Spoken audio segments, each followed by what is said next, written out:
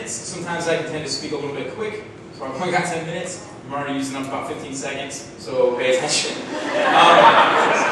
Nullify now, nullification. Before anybody can understand nullification or really understand why it's so attractive, one of the most important things that people have to understand is the attractiveness of the message of freedom and liberty.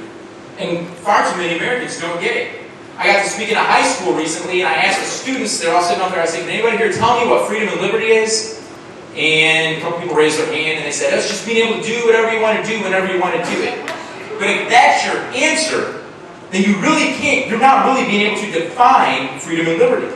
See, just like anything else, just like any other ideology, freedom and liberty has a very, very deep philosophy.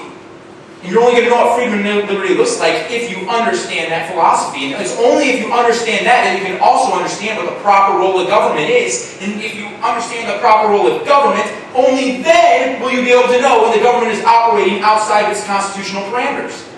So that means we have to start at the very beginning. What is freedom? What is liberty? The best way for me to just explain this to you in just a few minutes that I have is I was in the Marine Corps for several years. I was on active duty. I was in the reserves. And in 2004, one of our presidential candidates said, I was for the war before I was against the war. And a lot of people were saying it. But you see, at that time, I had become extremely sensitive to what was going on in government because some of my buddies, some of my best friends from my squad had just been killed. So I went back, I remember taking this oath to the Constitution. I'm thinking, well, I took an oath to the Constitution. They do. So I went back and I read the Constitution. Checks and balances. Federalism. State governments being a check on the federal government. It all made sense. But then it still dawned on me that I just didn't understand why I believed what it was I said I believed. So I went further back and I read the Declaration of Independence.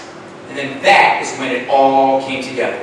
Because the second paragraph in the Declaration of Independence says, we hold these truths to be self-evident, that all men are created equal, that they are endowed by their Creator with certain inalienable rights, and among these are life, liberty, and the pursuit of happiness. He said, among these rights are life, liberty, and the pursuit of happiness. He did not list all of our rights. He just said, among them are life, liberty, and the pursuit of happiness. And that to secure these rights, governments are instituted among men, deriving their just powers from the consent of the governed, and whenever any form of government becomes destructive to these ends, it is the right of the people to alter or to abolish it.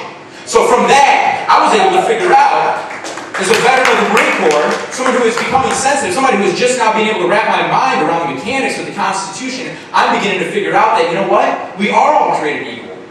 Nobody here is born with some kind of divine right. King George III believed he had a divine right to rule over all of us when we were just some of the colonies.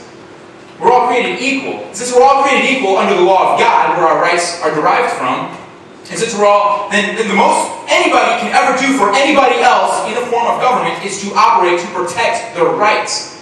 Legitimate government has to operate to do one thing and one thing only, and that is to protect the individual liberty of each one of the citizens, and they can only do that if, and only if, they have the consent of the citizens to do it. That's it.